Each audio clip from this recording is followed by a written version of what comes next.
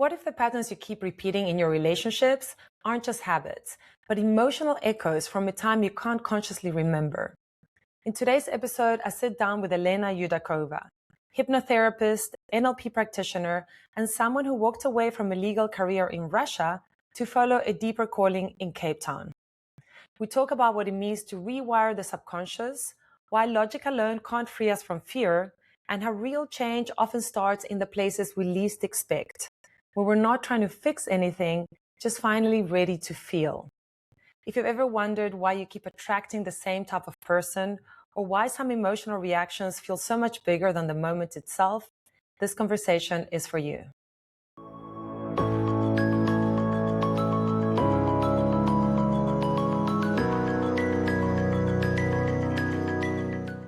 Today, I'm joined by Elena Yudakova, a certified hypnotherapist, NLP practitioner, and sports massage therapist based in Cape Town, South Africa.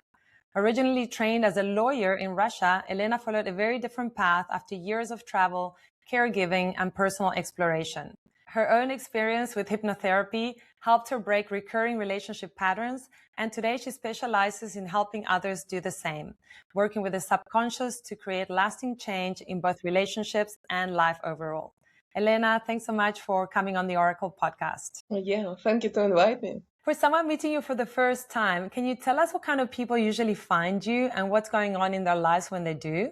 So usually we are working with relationship patterns because most probably every human being has those relationships. It doesn't matter if it is personal relationship with a partner or friendship or maybe some colleagues at work. So all of us, we have experienced those complications in the emotional content when somebody triggers us in different ways. And then we have to deal it on our own. So with hypnotherapy, we are helping the person to untangle emotion which was trapped inside of them very long time ago, and it continues to be manifested in life again and again to be released, to be seen, to be understood, and to be reconciled with the adult consciousness whom we are right now. And for that, we just need to connect to the certain moment, what makes me uncomfortable now, and then navigate it all the way to the first time when it appeared in our life. So, and it helps us to record a different program and remove the virus. Yeah. So you explained it a little bit, I guess, but for somebody that doesn't know anything about hypnotherapy, can you describe how it actually works and also perhaps demystify some of the things that it's not? Okay. Yeah, let's do it with the easiest example as anxiety, because again, it can be different type of anxiety. It can be public speaking, it can be rejection. So there is certain anxiety coming before something has happened. It might be anxiety when in a social environment we are coming, then there is some type of unease. So hypnotherapy works as a surgery when we want to see experience in a different way. It is a way of psychotherapy, and we're doing this psychotherapy in a deeply relaxed state.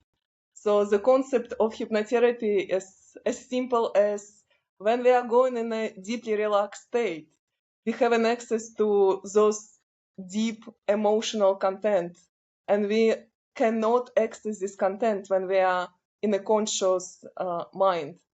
So subconscious way of communicating with some stuff that bothers us in our life. Hypnotherapy helps to unravel some difficult experience, and when we have a chance to revisit, feel it again, we can eventually let it go and just turn out a different emotion in some situation which previously caused unwanted stress. Tell me, is it possible to remember things that you've consciously forgotten from your childhood, for example, that are still affecting you now, but that you can't really remember unless you go into an altered state? Is that possible?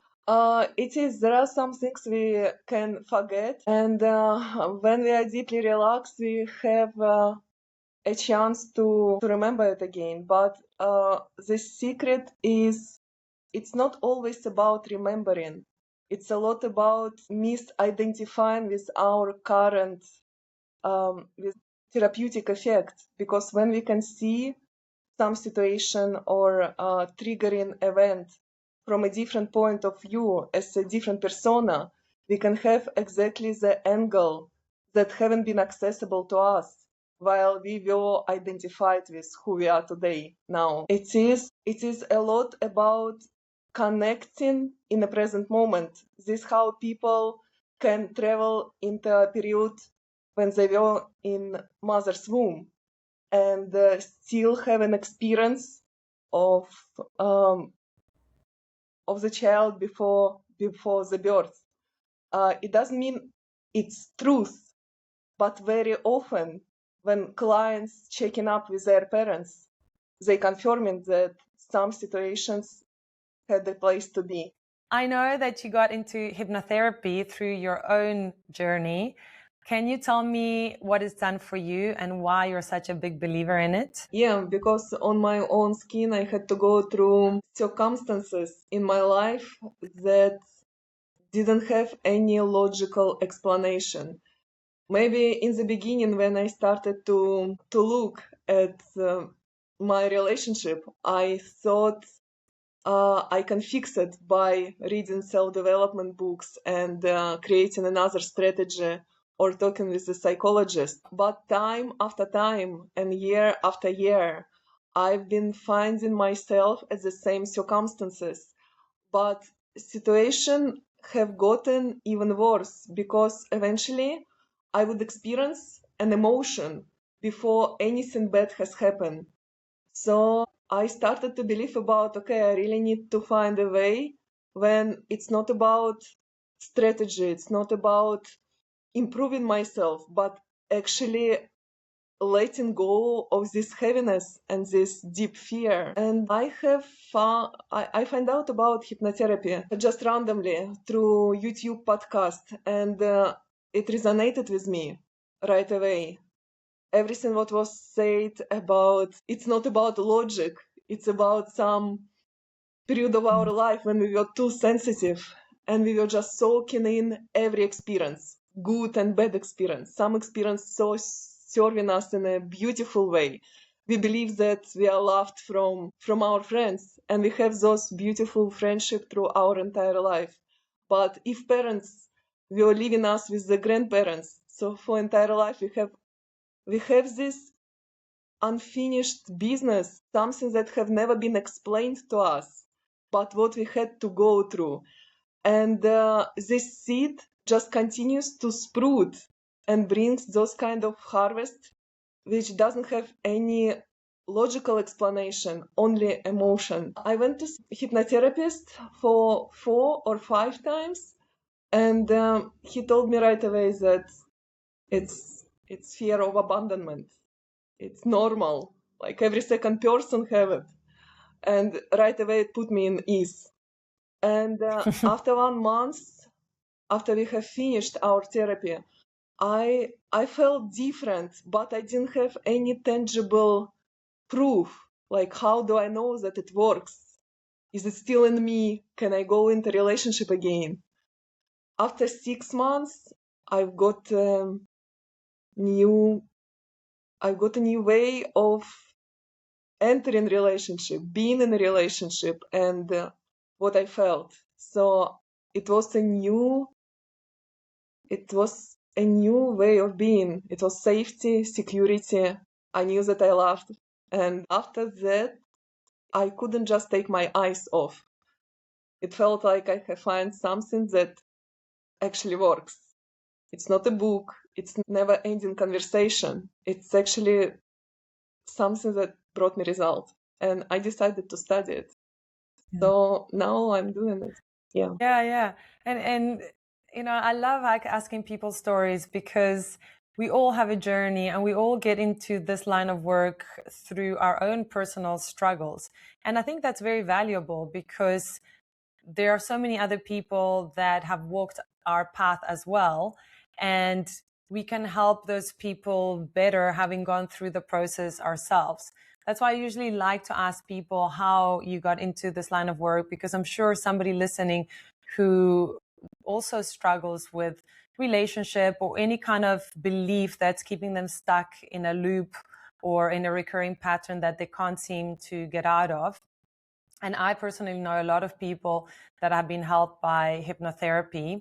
I will say that because I went to a couple of hypnotherapy courses ages ago, and it is dependent on the person, right? Whether they are willing to allow themselves to explore that part of themselves. You could say whether they are more believers or non-believers, if that's a very simplistic way of putting it.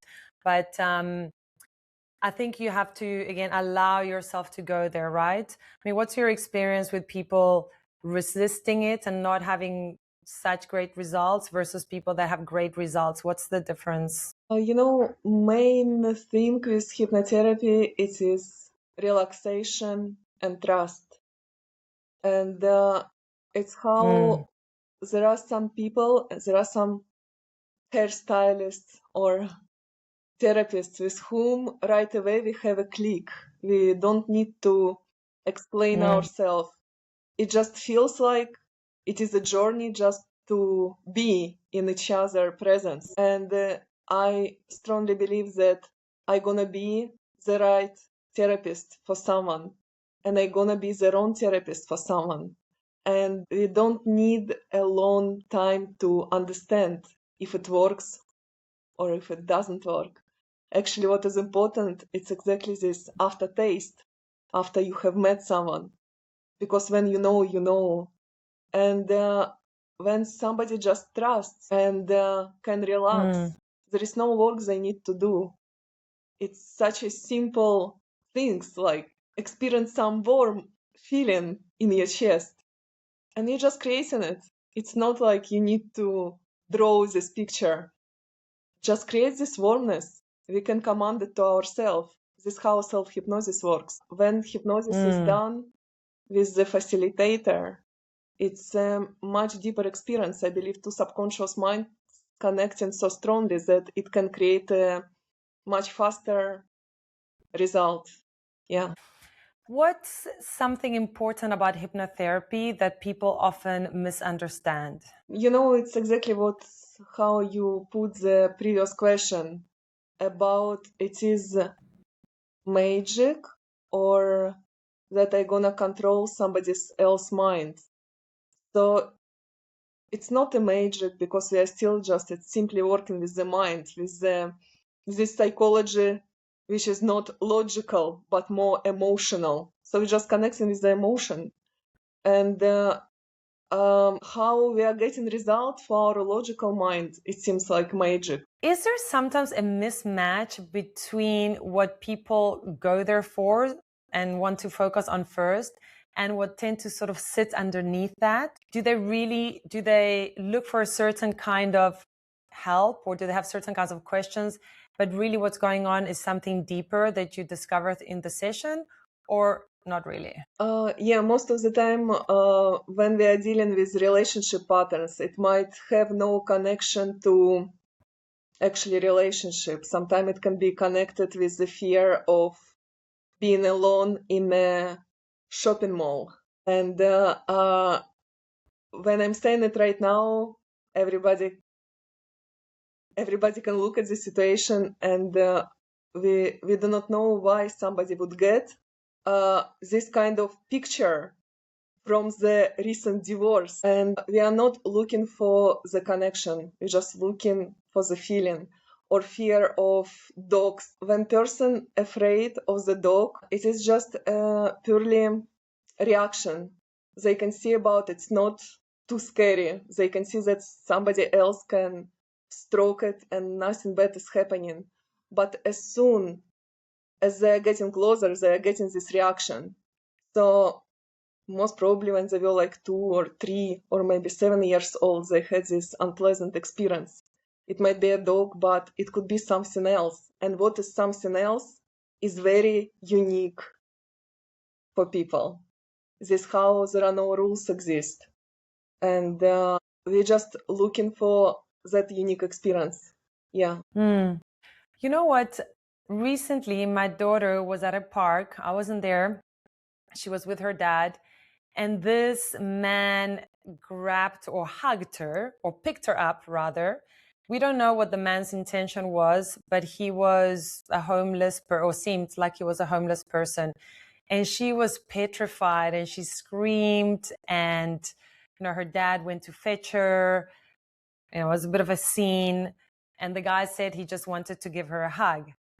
Since then, and this was maybe 6 months ago, since then, she is so scared when she sees a man on the street, especially if he looks like he's homeless, and she clings onto me.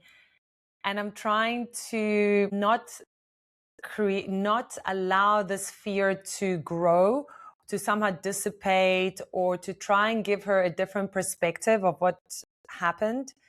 But I'm not really sure how to do it, except to tell her, no, he was just being friendly. He came for a hug. I know it seems scary, blah, blah, blah. I think this is something that she might carry for a long time, and then she'll have to, do therapy to try and see the different perspective, because she's very young. And so she still sees us as something very threatening, right? Any tips of what I can tell her? Like from hypnotherapy perspective, we are still going to revisit this event and release the feeling by just simply being there, breathing into that, and not running away, just present. Somehow the feeling starts to lose the grip. Little by little, it starts to dissipate. It is the same like when, psychotherapists, they're using this kind of technique when right and left. While we're in a relaxed and a safe place, we can reconnect with this traumatic event and overlapping it with that safety. In her case, when she's your daughter, when it is not about hypnotherapy, but just being, I don't know, tomorrow on the street of Cape Town, and what is interesting experience can happen around her, how to refocus her attention maybe from this homeless person to what is beautiful around, how to bring her attention to silver lining about the day, about present moment, that it is more overwhelming than the fear of this homeless person. Or maybe it can be some fairy tale about this person, that he's looking for love and he doesn't know how to find it. And sometimes he does those wrong choices. And then he's afraid of his own choices. How maybe to transform it into compassion in a way. Because kids, they're very receptive to the fairy tales, to the stories, how we can turn around, some negative side into positive side. It probably depends on the creativity. Okay, I'll try. I'll let you know how it goes. Tell me, if somebody listening could change one small daily thing, what would you say would create the biggest positive shift in their life? It's always about with the inner presence we all have. There is some stillness and some silence where all the answers are available. Because with hypnotherapy or with any other therapy, hypnotherapist doesn't give an advice on the problem, because all the answers are hidden inside of us, and those answers going to be completely different for each person. Even situation might look the same. So some people, they call it inner wisdom or higher self, just connecting with something bigger than you. And we can be that for ourselves. Just how to find this moment of, 5-10 minutes when we have a question which continues to attack ourselves and our mind, and just to sit with this question without demanding anything, but being curious about what can be born in that silence, in that stillness. And it's gonna be same therapy when we becoming that for ourselves. Yeah, I love that. And I know you've created a 33-day challenge for our listeners. Can you tell us a little bit about it? Yeah, I really want to bring gratitude in a little different way. Not just listing 3 things which we are grateful, because most of the time it's just too dry. There is not much involved in this list. We cannot enforce ourselves to feel gratitude when it's just not there at all. So, and at the end of the day, it's very good to do it before sleep, because before sleep we are entering exactly this hypnosis state when we are so receptive, when we are receptive to emotions, and they're really becoming so easy to absorb. With gratitude, you just need to find what am I grateful for today? Anything. It can be as little as cup of coffee, or it can be as big as this kind of connection with certain stranger. And after that, we just need to find who else was involved, and what I am grateful about that person. Maybe somebody brought the cup of coffee, or maybe this stranger said some story. And from this point again, we are moving on with gratitude. What's the quality, what's the trait of this person I'm most grateful for? So we are going a little bit deeper into all, again, like into emotional content. And for example, it was generosity. We finding this generosity inside of us. And it's getting deeper and deeper, because now we are so deeply connected with who we are, and we start to appreciate ourselves. Because if we can see it outside, we can experience it inside. It means it's who we are. When we find it in us, inside of us, we are so grateful about, okay, I'm generous. Who is the person in my family, maybe mom, dad, or grandparents, who also have this quality? And now we are going into the family tree. And for example, it's grandfather. So now it's the same like sending gratitude to entire generation of your heritage. And it has just such a deeply loving aura, this entire practice. Like emotions getting activated right away, and the overwhelm of the love and gratitude just happens itself, without command, without enforcement. Maybe it takes longer than, list 3 things. But if we are doing it on a regular basis, we are really starting to live from this state. Next time waking up, instead of feeling something unpleasant, something shifts. You start to see things in a different way. And even sleep quality is improving, because while we're experiencing love starts to extract and eliminate any noise, any stress. So sleep patterns getting better because we have more endorphins in our blood.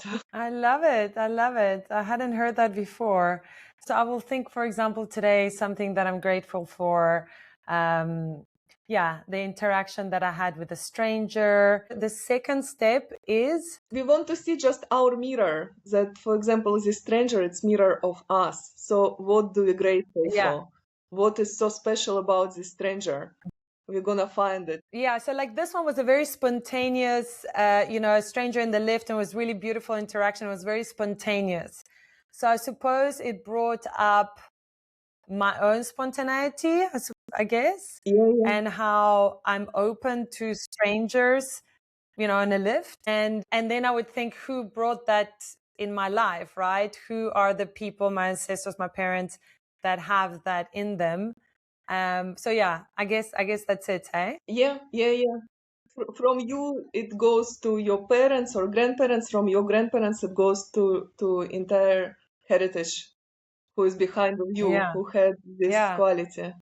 Awesome. Have you tried it yourself, and has it helped you? So it was something that I got from the friend of mine. And she said, maybe now it is happening in a collective. We all need to reconnect with our ancestral line. because when you have this reconnection, you really feel more support, you feel more safe. And I've been doing it for November and December. And yes, for sure, they were like quite significant months. Tell me, despite everything happening in the world right now, are you hopeful about humanity? You know, I'm hopeful because I believe if we're gonna focus on the bad things, we will see more of them. If I cannot control the external world with all those news, what is actually in my control? And when we start to see under our own nose, it might be that collective actually really just representing our own battles. And what if after taking this responsibility off from our shoulders and creating a bigger container for ourselves, we can actually change those external wars and all the negativity which is happening. And most probably it's also like something about polarity. As higher we go, as bigger challenge we are facing. And I believe we are ready what we are ready for. And if we have chosen to live now and here, it seems like we all have a good power, like something very powerful that we can transform it in some other good, beautiful things.